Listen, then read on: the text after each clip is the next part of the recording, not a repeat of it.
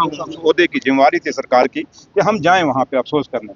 और मैंने परसों रात को ही जैसे ऑनरेबल सीएम साहब ने भी अपने बयान में कहा, हाउस के फ्लोर पे कहा उन्होंने, क्योंकि मेरा ऑफिशियल प्रोग्राम था, मैंने राइटिंग दिया था और सबको जब मैंने राइटिंग दिया उस पर, और जब मैंने ये बात वहाँ जब गई तो सुबह जब मैं कल जाने लगा तो पुलिस वालों ने मना कर दिया, मेरे स्टाफ को भी मना कर दिया और मुझे कन्वे कराया गया कि भाई, और मेरे घर के बाहर भी पुलिस लगाई गई, थोड़े से लोग लगा दिए गए कि ये वहाँ जा ना पाए।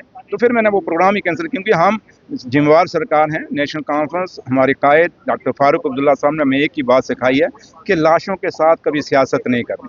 उमर साहब ने भी यही कहा कि लाशों पे खेल के हमने ये गवर्नमेंट नहीं चलानी, हमने लोगों के साथ हमदर्दी करनी है। और हमदर्दी ये थी, एलओपी को तो मैंने कहा ना वही कहा, हमदर्दी ये थी कि मैं वहां जाता, मैं उनके गम में शरीक होता, जो लोग चले गए थे उनको मैं वापस नहीं ला सकता था, कम से कम एक हमदर्दी जताता सरकार की तरफ से, उमर साहब की तरफ से, डॉक्टर साहब की तरफ से।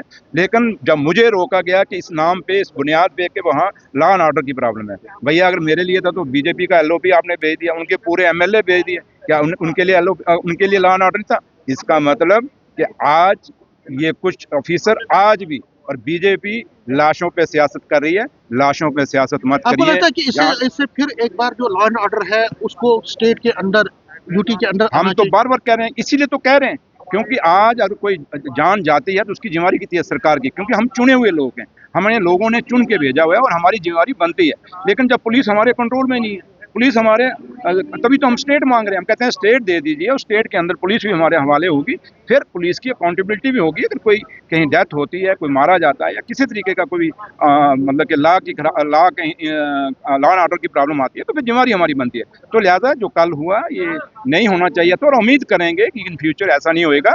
अफसोस, ये पहली दफा हुआ, ये हिंदुस्तान की रवायत नहीं है, ये हिंदुस्तान का कल्चर नहीं। और जिस जम्मू कश्मीर को आज खुद एक एमएलए साहब कह रहे थे कि शेर और बकरी ने यहाँ पानी पिया, मेरे भाई अगर शेर और बकरी ने पानी पिया है, ये तकरीर हमें मत करिए, पहले आप इंप्लीमेंट कर देखिए। अगर एलओपी जा सकता है, बीजेपी जा सकता है, तो जम्मू कश्मीर की सरकार, नेशनल कॉन्फ्रेंस लेड सरकार का डिप्टी चीफ मिनिस्टर वहां जब बिलावर में क्यों नहीं जा सकता? ये बदकिस्मती और सवाल खड़ा करते हैं। गुलमर्ग के इशू पे क्या कहेंगे आप? देखिए, गुलमर्ग का जहाँ ताल्लुक है, ये जम्मू कश्मीर की हमारी संस्कृति, हमारा कल्चर, चाहे हिंदुस्तान का कल्चर संस्कृति, ये हमें नहीं सिखाता। जो कुछ वहाँ जो हुआ, जो वीडियो मैंने भी देखी, नहीं होना चाहिए था, लेकिन ऑनरेबल सीएम साहब ने उस पर एक इंक्वायरी बैठा दी है और उस इंक्वायरी के तहत सब कुछ देखा जाएगा। जिसने भी गलती की है उसको, कहीं ना कहीं एलओपी जो है वो उमर अब्दुल्ला पे निशाना कर रहे हैं, कह रहे हैं कि उनके रिश्तेदार ने ये ऑर्गेनाइज करवाया था। मेरी बात सुनो, एलओपी साहब को बोलो कि आपकी खुशकिस्मती है कि आप जीत के आगे मोदी साहब के नाम पे। जिस दिन अपने पाँव पे खड़े होके आओगे, अपने नाम पे खड़े होकर, जैसे नेशनल कॉन्फ्रेंस के लोग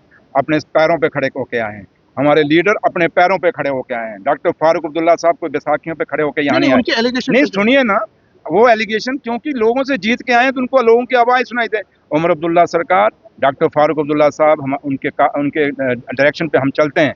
हमारा एक ही चीज़ सिखाई गई है कि लाशों पे सियासत मत करो। और ये जो कर रहे हैं, जो कभी वहाँ अगर फैशन शो का जिक्र कर रहे हैं, ये एक बेहुदा बयान है जिसको जितना स्ट्रांगली हो सकता है हम कंडेम्ड करते हैं।